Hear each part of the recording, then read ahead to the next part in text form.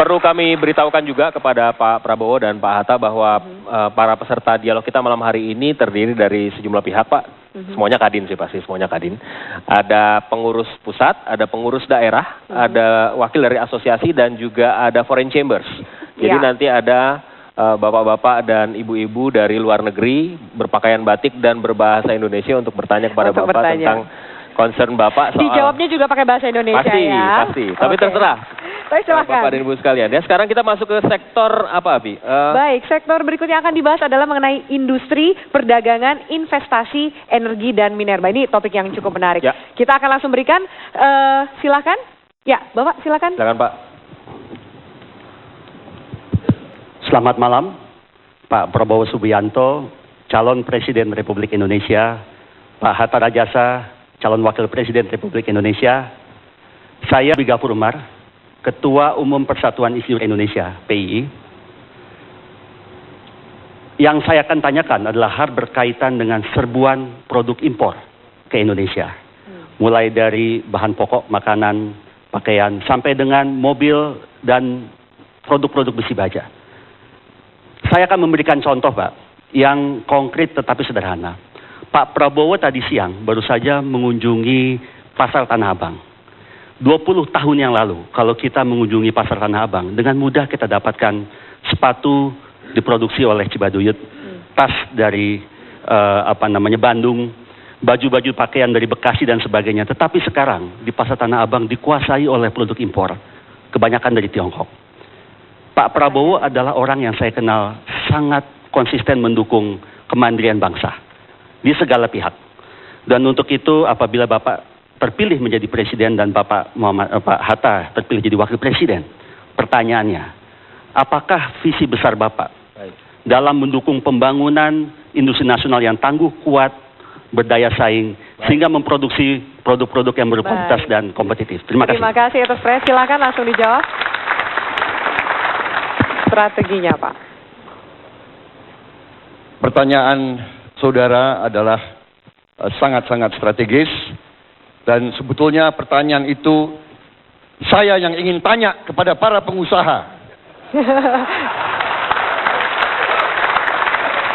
Saya ingin tanya kepada para wira swasta Indonesia, kepada para insinyur Indonesia, kepada para konglomerat Indonesia. Saudara-saudaralah yang seharusnya memimpin pembangunan manufacturing industri di sebuah negara. Kan begitu? Nah, tapi pemerintah harus mendukung para entrepreneurnya, para wira swastanya. Jadi saya bersama pemerintah saya, jika nanti mendapat mandat, sangat mendukung inisiatif para pengusaha untuk ikut serta dalam pembangunan industri manufacturing. Itu yang kita harapkan dari para insinyur-insinyur kita, para pelaku-pelaku ekonomi kita. Kita mendambakan mobil buatan Indonesia. Saya ingat masa kejayaan tahun 90-an, kita masih disebut Macan Asia. Saya di kantornya saudara Abu Rizal Bakri, di mejanya ada maket mobil yang beliau rencanakan ingin membuat. Mudah-mudahan nanti masih terwujud cita-cita seperti itu. Jadi saya ingin adanya Indonesia Incorporated. Saya ingin kerjasama antara pemerintah, para pelaku ekonomi, pengusaha, para politisi di DPR, para buruh, pemimpin buruh, para akademisi di kampus. Kita harus bekerja sama dengan erat. Kita harus menjadi Indonesia Incorporated. Jadi beritahu apa yang Anda butuh, kita akan berjuang untuk dukung saudara-saudara. Baik. Baik. Tapi kalau Anda tidak mau maju-maju, ya pemerintah akan ambil alih dan akan membukulnya. Baik. Baik, kita beralih ke penanya berikutnya. Penanya berikutnya, silahkan. Kita harus ingatkan barangkali bahwa waktu untuk bertanya 1 menit saja. 1 menit. Sehingga eksplorasi ke capres dan cawapres. Bisa lebih dalam. Ya. Oke. Baik, Ada yang ingin penanya bertanya? berikutnya. Silakan. Nah, ini Silakan. dia nih Pak, yang saya katakan Pak tadi Pak. Kayaknya dari Foreign Chambers kalau nggak salah. Silakan sebutkan nama dan asal Pak. Terima kasih. Selamat malam Selamat malam. kepada Pak Capres Prabowo Subianto dan kepada Pak Cawapres Hatta Rajasa. Nama saya Elmar Bauma, Dewan Anggota dari International Business Chamber. Pertanyaan saya adalah, ekonomi Indonesia sangat terbantukan oleh investasi dari luar negeri dan kepercayaan dunia luar. Jika Bapak dan Bapak Wapres dan Bapak Cawapres dipilih menjadi presiden, apakah yang ada akan merupakan prioritas untuk mengembangkan investasi di Indonesia? Apakah itu ada di bidang investasi hilirisasi atau di bidang industri industri substitusi impor, atau di industri yang bertumpu kepada padat kerja. Ya. Terus bagaimana pandangannya Bapak Wakil Presiden tentang peran penanaman dari luar negeri, penanaman asing di dalam bidang pertumbuhan ekonomi dan penciptaan lapangan kerja? Baik, terima kasih Pak Elmar. Investasi, silakan dijawab. Baik, terima kasih. Jadi tadi saya singgung prioritas strategi kami adalah untuk mengamankan pangan Indonesia dan energi Indonesia, untuk menjaga dan mengejar kemajuan ekonomi, untuk meningkatkan kesejahteraan rakyat kita yang tertinggal. Tadi saya singgung kita akan membangun jutaan hektar lahan produksi baru. Dan ini saya kira peluang untuk investor-investor dari luar. Kita butuh teknologi, kita butuh alat peralatan, kita butuh benih-benih yang terbaik, kita butuh keahlian yang terbaik, kita butuh sistem logistik, kita butuh seluruhnya dari hulu sampai hilir. Mata rantai seluruhnya kita butuh peran dari mana-mana. Jadi saya kira ini sesuatu lapangan investasi yang menarik bagi perusahaan-perusahaan di luar Indonesia.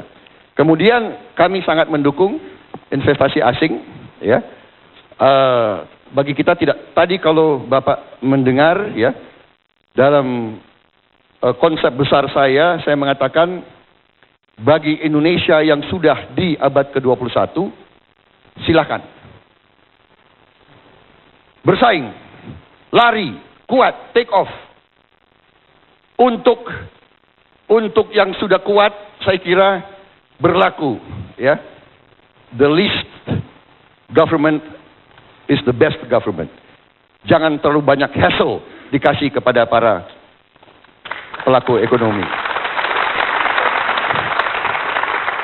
Concern pemerintah Indonesia harus kepada mereka yang tertinggal. Tapi ini juga peluang bagi investor asing. Bayangkan, sekarang ada 100 juta, menurut Bank Dunia, 100 juta orang Indonesia yang di bawah garis kemiskinan. Kalau pakai ukuran Bank Dunia, $2 sehari. Bayangkan kalau mereka naik pendapatannya. Ini peluang, ya. Pertumbuhan kita naik, daya beli rakyat naik, konsumsi akan naik, perputaran ekonomi kita tambah cepat. Jadi kita sangat ingin investasi asing, tapi tentunya kita ingin investasi asing yang benar, yang sungguh-sungguh ikut serta dalam pembangunan ekonomi kita. Baik, terima kasih Pak Prabowo. Waktunya sudah habis, nanti bisa dielaborasi di sesi selanjutnya karena masih ada sesi lainnya, ada 2 sesi lagi. Tapi di sesi ini kita habiskan masih ada satu penanya lagi. Penanya lagi yang sudah siap, sudah mengangkat tangannya. Silahkan Ibu. Terima kasih Pak Prabowo dan Pak Hatta yang saya hormati. Nama saya Sinta Wijaya Kamdani, Wakil Ketua Umum Kadin Indonesia. Kalau kita lihat Pak, saat ini penggunaan BBM terus meningkat. Begitu juga dengan subsidi BBM, ekspor batubara, juga dengan import bahan baku petrokimia terus meningkat. Tapi di sisi lain juga kita lihat ekspor biji mineral berhasil dihentikan. Pertanyaannya Pak, apa pandangan Bapak mengenai program konversi BBM ke gas? Juga pembangunan kilang dan pusat petrokimia terpadu. Juga insentif Pak. Insentif apa yang bisa diberikan untuk pengelolaan dan pemurnian mineral? Yang kedua, kalau kita lihat Pak, pada saat ini salah satu kebijakan utama pemerintah, tadi Bapak juga sudah sampaikan, adalah ketersediaan energi yang memadai. Nah ini juga terutama untuk energi baru dan terbarukan. Pertanyaannya adalah, bagaimana Pak kalau kita lihat tidak bisa bersaing tentu saja dengan fosil energi yang bersubsidi. Jadi bagaimana program Bapak untuk pengembangan energi terbarukan ini? Baik. Silakan langsung saja. Baik, ini memang masalah yang mendesak di hadapan kita. Mau tidak mau kita harus mengalihkan subsidi yang begitu besar sekarang yang akhirnya tidak produktif, justru akan membebani ekonomi kita secara keseluruhan. Sekarang adalah bagaimana kita harus mencari tekniknya, bagaimana. Intinya adalah, kalaupun kita yang harus kita lakukan, kita kurangi subsidi, tetapi kita tetap harus melindungi kelompok masyarakat yang paling miskin dan yang paling lemah. Karena itu, istilah kami adalah mengalihkan subsidi ke targeted, ke sasaran-sasaran tertentu. Sebagai contoh, di banyak negara, ada penggunaan kupon, voucher, dan sebagainya. Jadi kita ingin nanti subsidi yang tepat sasaran, di ujung.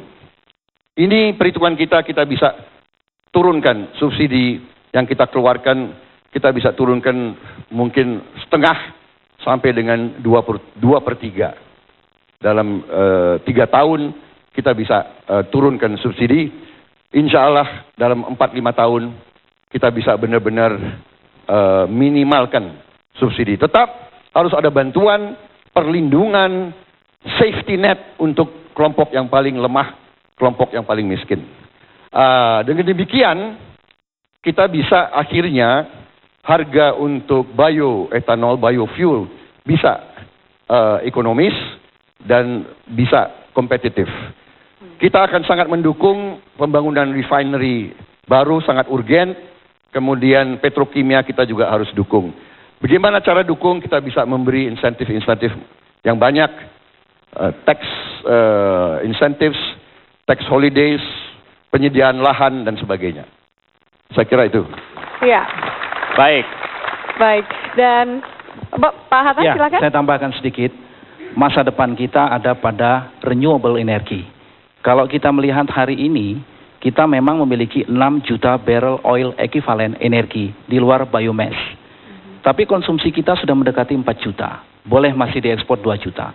2025 kita perlu 9 juta barrel oil equivalent per day apabila senario pertumbuhan kita di atas 7%. Oleh sebab itu, masa depan kita pada renewable energy. Mari berikan insentif mulai sekarang, jangan tertinggal, jangan lupa. Terima kasih. Baik, terima kasih Pak Hatta. Dan sudah 2 topik tadi kita bahas mengenai pertanian, pangan, dan juga soal investasi. Jangan lewatkan, kami juga akan lanjutkan acara dialog ini. Tema berikutnya sangat menarik yang berkaitan dengan investasi, yaitu soal infrastruktur dan juga pengembangan ekonomi daerah. Jangan kemana-mana, tetaplah bersama kami.